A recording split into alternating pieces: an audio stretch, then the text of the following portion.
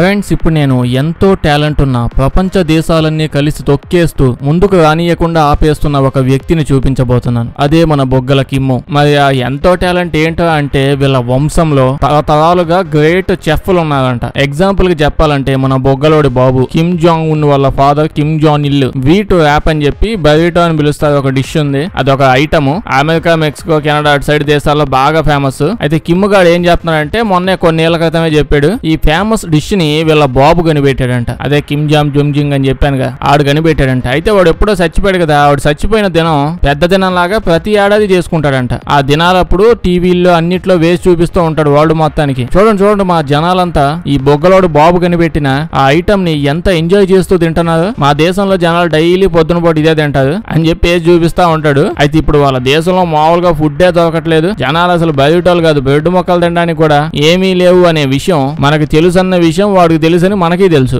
అయినా వాడు ఏం తెలియనట్టు అలాగే ఉంటాడు, ఇలాంటివన్నీ వేసి చూపిస్తా ఉంటాడు, ఇదే సంగతి అని చెప్పి. అయితే ఆ బయట అంటే ఏం లేదు, ఇప్పుడు మనం చపాతీలు తింటాం కదా, సేమ్ అదే గోధుమ పిండి చపాతీ తీసుకుని అందులో చికెను, మటను, వెజ్ ముక్కలు, లేకపోతే రైస్ ఇలాంటివి ఏది ఉంటే అది అన్ని కలిపడేసి అదేదో మిక్స్ లా తయారు చేసి దాన్ని ఆ చపాతీ లోపల చుట్టేసి ఇస్తుంది. అంటే బాగా ఏపేసి కూర వండేసి అందులో పెట్టుకొని తింటారులేండి, దాన్నే బర్రిటో అంటారు. బేసిక్ గా స్టార్టింగ్ జనాలకి తెలిసిన టైంలో అయితే స్టార్టింగ్ అది ఎప్పుడో మెక్సికోలో బొగ్గలోడు బాబు పుట్టక ముందు నుంచే వాళ్ళు తింటున్నారులేండి. ఐటమ్ చేసుకుని వరల్డ్ వైజ్ గా అప్పటి నుంచే ఫేమస్ అది. కానీ బొగ్గలోడు మా డాడీయే కనిపెట్టాడు అంటాడు. ఇది ఒకటే కాదు, దీంతో పాటు ఇంకా చాలా చెప్తాడు. ఇప్పుడు బొగ్గలోడు బర్గర్లు తెగ తింటాడు. అయ్యో ఆ బర్గర్ నేను కనిపెట్టలేదండి, లోపల వెజ్ అయితే వెజ్ ముద్ద, చికెన్ అయితే చికెన్ ముద్ద పెడతాడు, కానీ అందులో ఈడు ఇంకో ముద్ద పెట్టింది నేను. అంటే లోపల కోస ఏదో వేస్తారు కదా, అదే ఒక దాన్ని ఏమంటారు ఏదో తయారు చేసి పెడతారు కదా, దాన్ని వీడు రెండు పెట్టి దాన్ని వీడియోలో చూపించి ఇదిగో రెండు పెట్టి డబుల్ నాతో తయారు చేసింది నేనే. ఇట్లాంటి వాడు చాలా పెద్ద లిస్ట్ ఉంటది. అంటే మా వంశంలో ఇవన్నీ చాలా మంది ఎప్పుడో కనిపెట్టేదని. అంటే టీవీస్ లో అన్నిట్లో వేసి జనాలకు చూపిస్తా ఉంటాడు. వాళ్ళ దేశంలో టీవీ ఛానల్స్ అన్ని ఉంటాయండి, అంతే అందరి ఇళ్లలో ఉండవు కానీ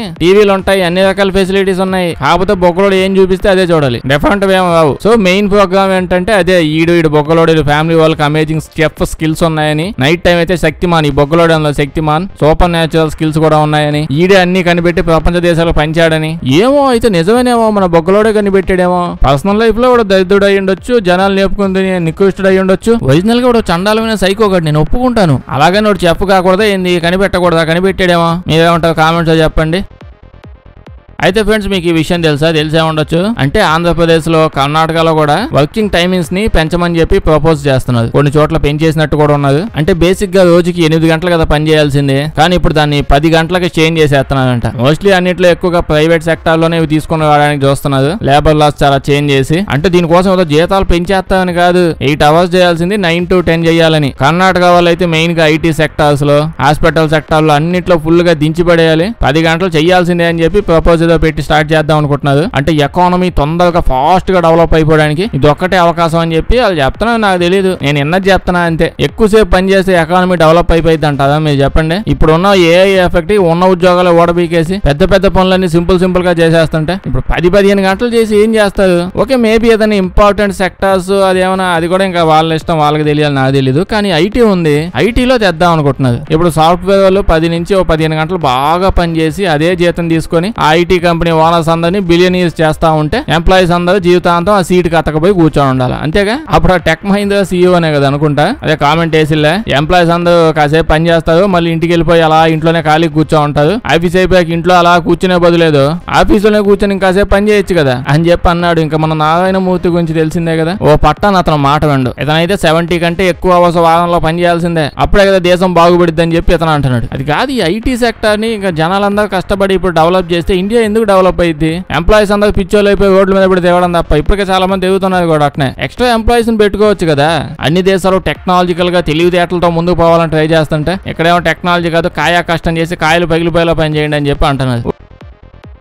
ఓకే ఫ్రెండ్స్, ఇంకా సీరియస్ టాపిక్ వద్దు. ఇప్పుడైతే మనం పక్కనోళ్ళ పర్సనల్ మ్యాటర్స్ డిస్కస్ చేయడం అనేది మంచి పాయింటా కాదా అనే విషయాన్ని డిస్కస్ చేయబోతున్నాం. ఇంకెవరైనా అయితే నేను పెద్దగా పట్టించుకునేవాడిని కాదు. ఎలాన్ మస్క్ మనోడే కాబట్టి అతని పర్సనల్ లైఫ్ ని గెలిగి చూద్దామని అనుకుంటున్నాను. పర్సనల్ లైఫ్ అంటే ఇప్పుడు ఎక్కడ పుట్టాడు, ఎక్కడ పెరిగాడు, ఎన్ని కిలోమీటర్ సైకిల్ దొక్కుంటూ పోయి చదువుకొని వచ్చాడు, అతని ప్రతిభ, పాఠవాలు, శ్రద్ధ, భక్తులు, నాంటెల్ బుక్ లో ఉండే ఎలివేషన్లు కాకుండా మనోడి లేడీ ఫ్రెండ్స్ గురించి మాట్లాడుకుందాం. ఎలాన్ మస్క్ కి ఫస్ట్ వైఫ్ జస్టిన్ అనమాట. ఈవిడికి ఇంకా మనోడికి మొత్తం 6 పిల్లలు పుట్టారు. 6 కౌంట్ లెక్కేసుకుంటూ ఉండండి, నేను మధ్యలో మర్చిపోతాను కౌంట్. మనోడైతే మొత్తం 8 సంవత్సరాల పాటు పెళ్లి చేసుకుని ఉన్నాడండి. 1 కాదు 2 కాదు 8. 2000 సంవత్సరంలో పెళ్లి చేసుకుని 6 పిల్లల్ని కానీ 2008లో విడాకులు తీసేసుకున్నాడు. దీని తర్వాత 2 ఏళ్ళు గ్యాప్ తీసుకుని 2010లో అలూలా అని చెప్పి లండన్ కి సంబంధించిన అంటే బ్రిటిష్ యాక్ట్రెస్ అన్నమాట, ఆవిడ్ని పెళ్లి చేసుకున్నాడు. పెళ్లి చేసుకున్న 2 ఏళ్లకే మనోడికి పెద్దగా సెట్ అయినట్టు అనిపించలేదేమో, వెంటనే ఇంకా అలా అనిపించగానే విడాకులు తీసేసుకున్నాడు. టైం వేస్ట్ చేయడం మనోడు. కానీ ఏమైంది, 2012లో విడాకులు తీసుకున్నాడు కదా, 2013కి నా ఫస్ట్ వైఫ్ కి నేను అసలు అర్థం చేసుకోవడానికి తన గురించి తెలుసుకోవడానికి అంత టైం ఇచ్చానే 8 ఏళ్ళు. సెకండ్ వైఫ్ కి అసలు టైం కూడా ఇవ్వకుండా ఇంత తొందరగా విడాకులు ఇచ్చేసాను, తప్పు ఏమైనా చేశానా?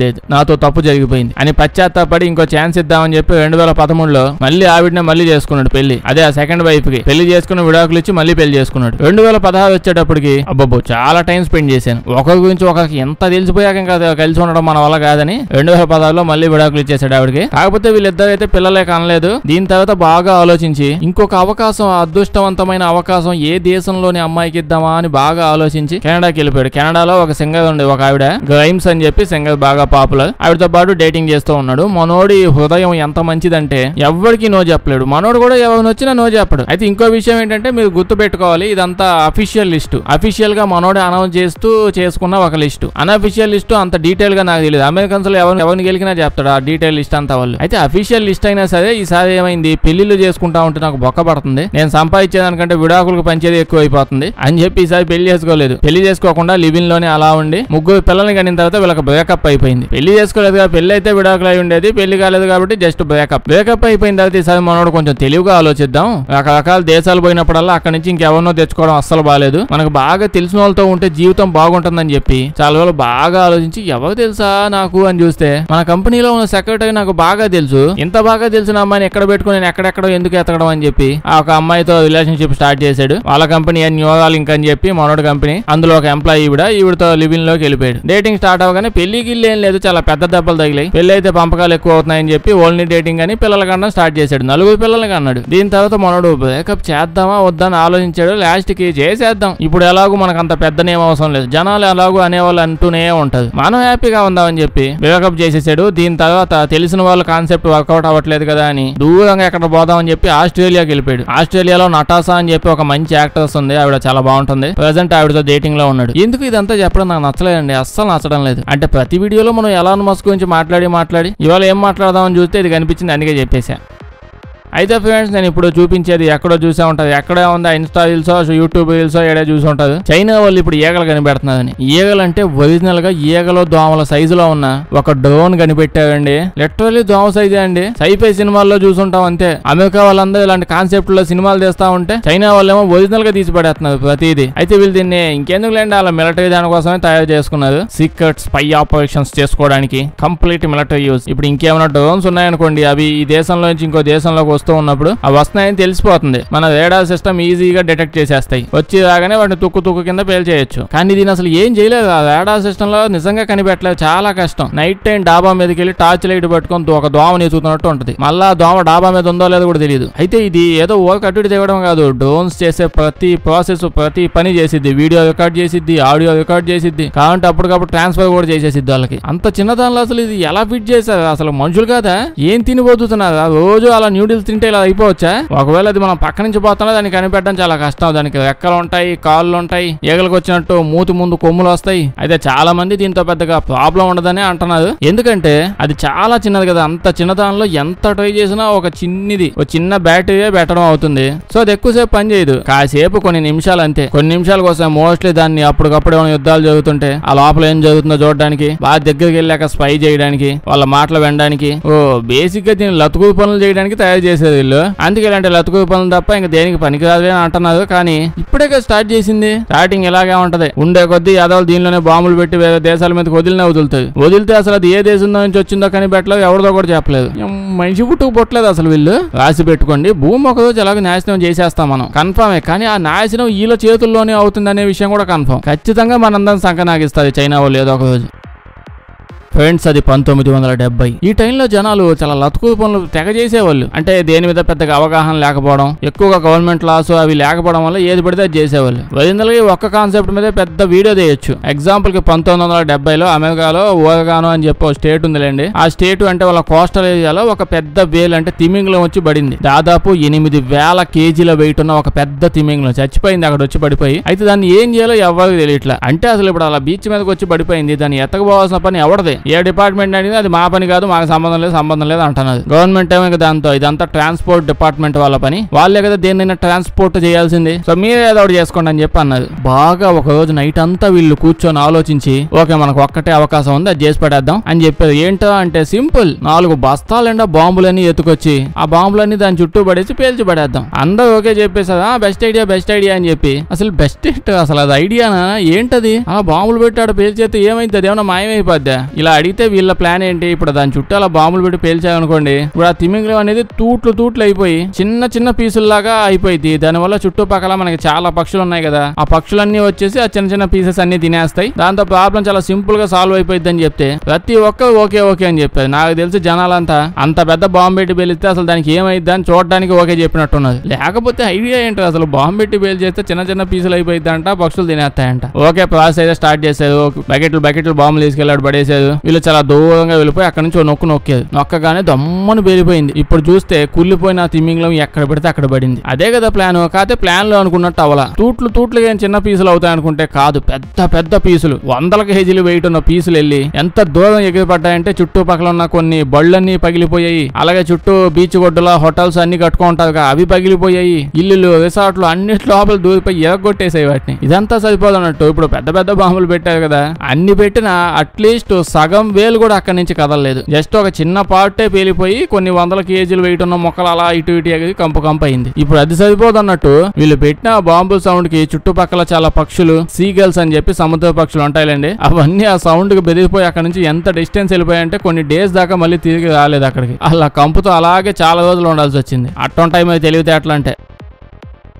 అయితే ఇప్పుడు మళ్ళీ చైనా దగ్గరకు వచ్చేసాం. ఇదైతే ఖచ్చితంగా చూసుంటారు కదా, ఒక మెట్రో ట్రైన్ చైనాలోని ఒక బిల్డింగ్ లోపల నుంచి వెళ్తుంది అని మీకు అనిపించచ్చు. అసలు ఎవడో కట్టాడు, ఎన్నిసార్లు చూస్తాం ఎన్నిసార్లు అని వింటామని. కానీ దాన్ని అసలు అలా ఎందుకు కట్టారు, ఏం దోలొచ్చింది వాళ్ళకి? అంత పెద్ద దేశం కదా, ప్లేసే లేకుండా పోయిందా ఏంటంటే దీని వెనక అసలు మామూలు కథ లేదు. ఇది జస్ట్ ఆ బిల్డింగ్ కథ కాదు, చాలా పెద్ద కథ. మామూలుగా మనం మెట్రో ట్రైన్లు ఎక్కుంటాం, హైదరాబాద్ లేదా బెంగళూరు, ఢిల్లీ ఎక్కడికైనా వెళ్ళినా అక్కడ సిటీస్ లో చూసుంటాం. ఈ మెట్రో ట్రైన్స్ అన్ని మామూలు స్ట్రైట్ రోడ్ లో అలా వెళ్ళిపోతూ ఉంటాయి. కానీ ఇప్పుడు ఈ చైనా మెట్రో తీసుకున్నాం అనుకోండి, మనకు తెలిసిందల్లా అది బిల్డింగ్ లోపల నుంచి వెళ్ళిద్ది, అది ఒకటే. బట్ మనం ఆ మెట్రో అని కానీ ఒకసారి ఎక్కి చూడండి, అది అడవి లోపల నుంచి వెళ్తది, సడన్ గా బిల్డింగ్ లోపల నుంచి వెళ్తది. ఒక్కసారిగా ఏ నది మీద నుంచి వెళ్ళిపోతూ ఉంటది. కట్ చేస్తే కొండల మధ్యలో ఉంటాము, బ్రిడ్జ్ మీద ఉంటాము, సముద్రం మీద ఉంటాము, ఎక్కడెక్కడి నుంచో తిరుగుతూ ఉంటది. ఈ ప్రపంచంలో దీనికంటే కాంప్లికేటెడ్ గా ఇంకో మెట్రో ఎక్కడా కట్టలేదు. కట్టాల్సిన అవసరం రాలేదనుకోండి ఎవరికి. వీళ్ళకి ఎందుకు వచ్చింది అంత దూరం, మంచి ప్లేస్ లో కట్టుకోవచ్చు కదా అంటే, చైనాలో ఓ సిటీ ఉంది, చాంగ్చింగ్ అని చెప్పి ఒకటి ఉందిలేండి. చాలా పెద్ద సిటీ చాంగ్చింగ్, కొన్ని కోట్ల మంది ఉంటారు అక్కడ. మామూలుగా ఇప్పుడు మీరు ఏదైనా పెద్ద సిటీస్ తీసుకోండి, పాపులర్ అయినవి, ఇండియాలో అయినా బయట దేశాలైనా పెద్ద సిటీస్ ని తీసుకోండి, మెట్రోపాలిటన్ సిటీస్, అవన్నీ ఒక స్ట్రైట్ భూమి మీద మామూలుగా ఉంటాయి. మా అయితే సిటీ మధ్యలో ఎక్కడో కొండలో గుట్టలో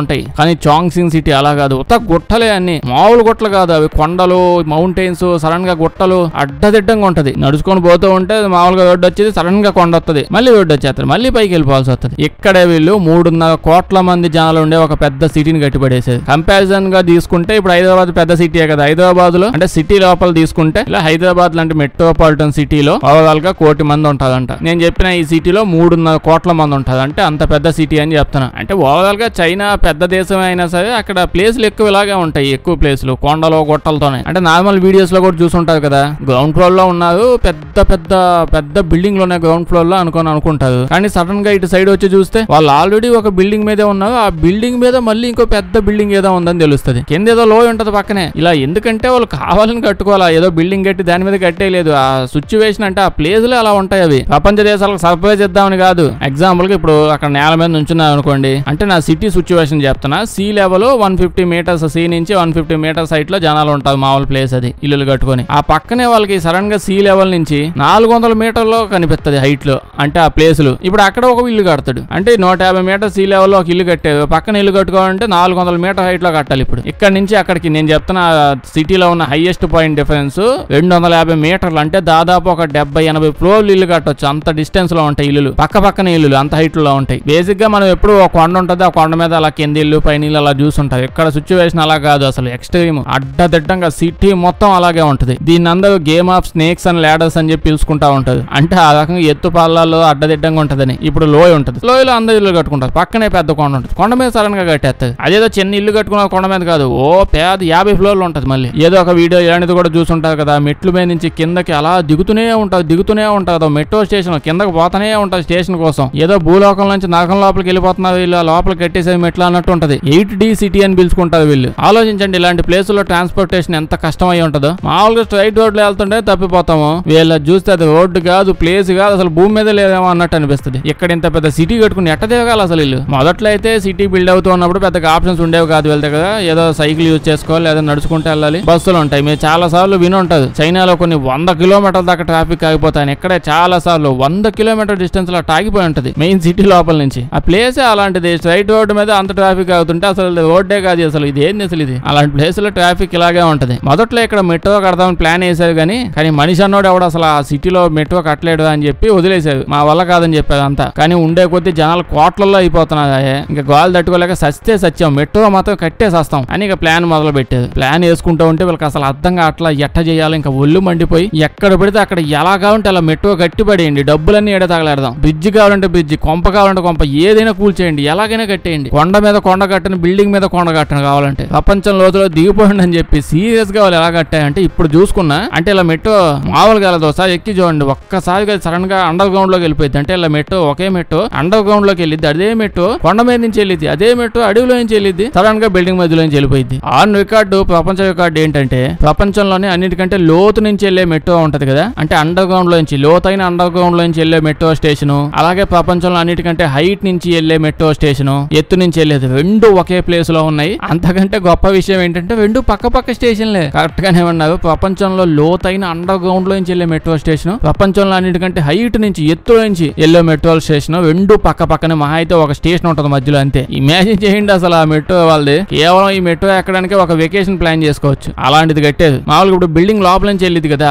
బేసిక్ గా బిల్డింగ్ కట్టేసి ఉంటారు, అటు నుంచి వెళ్లాల్సి వచ్చి ఇంకా కట్టేసేమో దాని లోపల నుంచి అనుకుంటాం అంతా. ఆ మెట్రో స్టేషన్ కాదు, బేసిక్ గా రెండు కట్టలేదు. అప్పటికే అక్కడ బిల్డింగ్ కన్స్ట్రక్షన్ ప్లాన్ లో ఉంది, మెట్రో కూడా ప్లాన్ లో ఉంది. ఇద్దరు కలిసి ఎవరికి డిస్టర్బెన్స్ అవ్వకుండా ప్లాన్ ని బట్టి లోపల నుంచి వెళ్ళేలా కట్టేది. ఆ బిల్డింగ్ లోపల నుంచి కూడా ఇప్పుడు మెట్రో స్తంభాలు ఉంటాయి, ఆ స్తంభాలు ఆ బిల్డింగ్ లోపల ఉంటాయి తెలుసా. దీని పేరు మీద ఉన్న వరల్డ్ రికార్డులు తీస్తే అది పెద్ద లిస్టే వస్తుంది. లిటరల్లీ కొన్ని స్టేషన్స్ అయితే, అంటే మెట్రో స్టేషన్స్ ఉంటాయి కదా రకరకాల, ఒక్క స్టేషన్ కట్టడానికి కొన్నిట్లో 3-4 సంవత్సరాలు పట్టింది తెలుసా, అయినా కట్టారు. చైనా వాళ్ళు ట్రాన్స్పోర్టేషన్ అనే విషయం మీద ప్రాణాలు పెట్టేస్తారు, అందుకే అంతలా డెవలప్ అవుతుంది. ఇట్లా చెప్పుకుంటూ పోతే దీని మీద ఒక వెబ్ సిరీస్ ప్లాన్ చేసేయచ్చు, అలా ఉంటది మరి. దీని గురించి మీరేమంటారు కామెంట్స్ చెప్పండి. నచ్చుంటే లైక్ చేయడం మర్చిపోకండి. ఇలాంటి వీడియోస్ ఇంకా కావాలంటే మా ఛానల్ చెక్ చేసి చూడండి, అలాగే సబ్స్క్రైబ్ చేసేయండి.